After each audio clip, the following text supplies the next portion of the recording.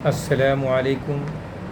میں ڈاکٹر محمد عابد کریم، معاون پروفیسر مصدر شعبہ Urdu, Janta Kosi college Biraul, L N Mithila university Darbhanga میں تدریسی خدمات انجام دے رہا ہوں۔ مضمون اردو، ذیلی مضمون غالب کی ایک غزل، دائم پڑا ہوا تیرے در پر نہیں ہوں میں، دائم پڑا ہوا تیرے در پر نہیں ہوں میں، خاک ایسی زندگی پہ کہ پتھر نہیں ہوں میں۔ عزیزان طلبہ، غالب کو شاعر فردہ کہا جاتا ہے۔ وہ ایک شکست خوردہ عہد کے پروردہ ہیں، لیکن اپنے فلسفیانہ اپج کی وجہ سے ان کی نگاہ مستقبل پر رہتی ہے۔ فکر و فلسفہ اور تصور کے اعتبار سے غالب کو مشکل پسند شاعر کہا جاتا ہے۔ زبان کی سطح پر بھی غالب کی شاعری کا ایک بڑا حصہ مشکل تراکیب اور فارسیت کے اثرات سے لبریز ہے، حالانکہ انہوں نے سادہ زبان میں بھی اچھی خاصی مقدار میں شعر کہے۔ غالب کی آنکھوں کے سامنے مغلیہ سلطنت مٹ گئی۔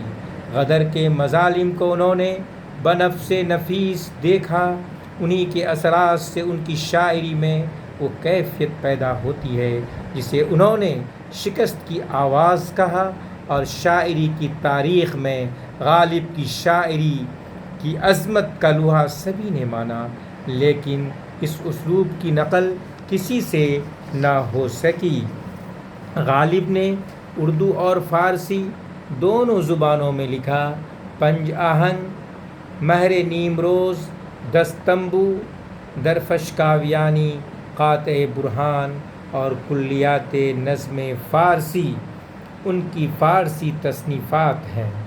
اردو میں دیوان غالب کے علاوہ مرزا کی زندگی ہی میں ان کے خطوط کے دو مجموعے عود ہندی اور اردو معلیٰ کے نام سے چھپے۔ غالب کے خطوط بھی اردو ادب کا بیش بہا سرمایہ ہیں۔ اپنے مکتوبات میں انہوں نے بے تکلفانہ لہجہ اختیار کیا۔ بیان کی سادگی، لہجے کی سوز اور ظریفانہ انداز بیان نے ان کے خطوط کو خاصے کی چیز بنا دیا ہے۔ اس سے نہ صرف غالب کی ذہنی روش کا اندازہ ہوتا ہے، بلکہ ان کی شخصیت بھی نکھر کر ہمارے سامنے آتی ہے۔ غزل، عربی قصائد کی تشبیب سے فارسی شاعروں نے غزل جیسی صنف کی ایجاد کی، جس کا لفظی معنی عورتوں سے باتیں کرنا یا عورتوں کی باتیں کرنا ہے۔ اس صنف کو غزل کا نام اس لیے دیا گیا تھا کہ اس کا حسن و عشق ہی موضوع تھا، لیکن وقت گزرنے کے ساتھ ساتھ اس کے موضوعات میں وسعت پیدا ہوتی گئی۔ آج غزل میں ہر طرح کے مضمون کو پیش کرنے کی گنجائش ہے، اس لیے تصوف کے ساتھ رندی، عشق اور ہوس پرستی، کفر اور خدا مستی، تنہائی اور اجتماعیت، عام پہلوؤں کا احاطہ اس صنف میں ممکن ہے۔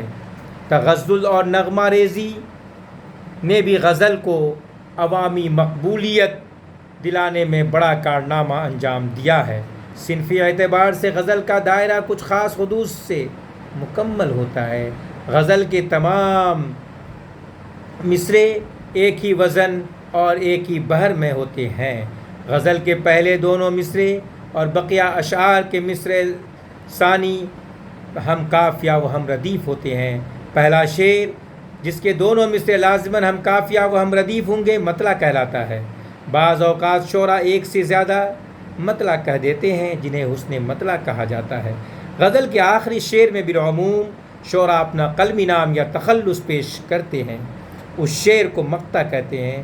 دل ناداں تجھے ہوا کیا ہے، آخر اس درد کی دوا کیا ہے، ہمیں مشتاق اور وہ بیزار، یا الہی یہ ماجرا کیا ہے۔ ہم نے مانا کہ کچھ نہیں غالب، مفت ہاتھ آئے تو برا کیا ہے۔ پہلا شعر مطلع اور تیسرا شعر مقطع ہے۔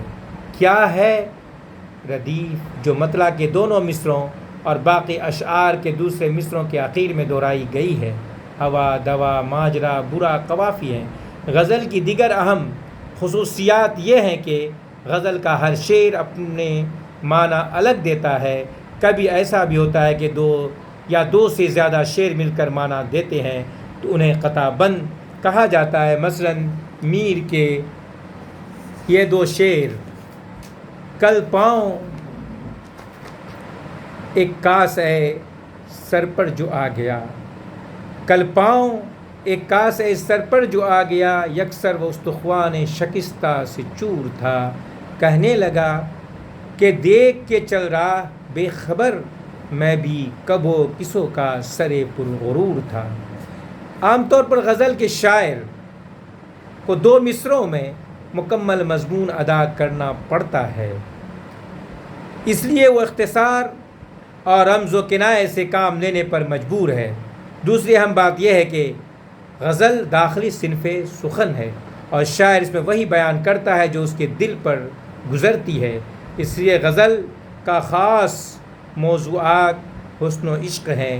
غزل میں نرم، سبک اور شیریں الفاظ استعمال کیے جاتے ہیں۔ غزل ایک غنائی صنف شاعری ہے۔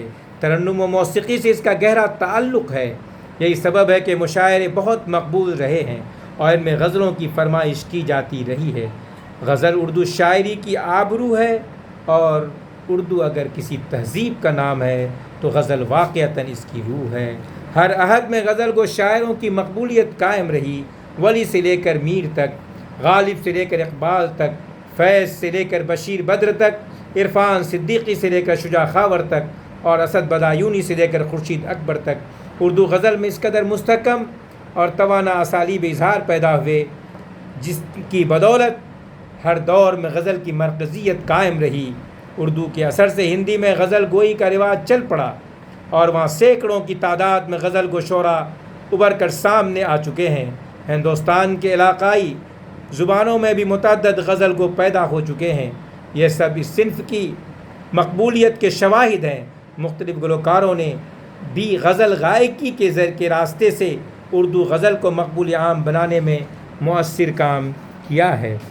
دائم پڑا ہوا تیرے در پر نہیں ہوں میں، خاک ایسی زندگی پہ کہ پتھر نہیں ہوں میں، کیوں گردش مدام سے گھبرا نہ جائے دل، انسان ہوں پیالہ و ساغر نہیں ہوں میں، یا رب زمانہ مجھ کو مٹاتا ہے کس لیے، لوح جہاں پہ حرف مقرر نہیں ہوں میں، غالب وظیفہ خار ہو دو شاہ کو دعا، وہ دن گئے جو کہتے تھے نوکر نہیں ہوں میں۔ غالب کی یہ غزل بے حد معروف ہے۔ اس میں شامل کئی اشعار زبان زدے خاص و عام ہیں۔ اس میں زندگی کے تجربات کے تئیں خوش مند اور حساس شاعر کے معنی خیز فکر و احساس کا اظہار ہوا ہے۔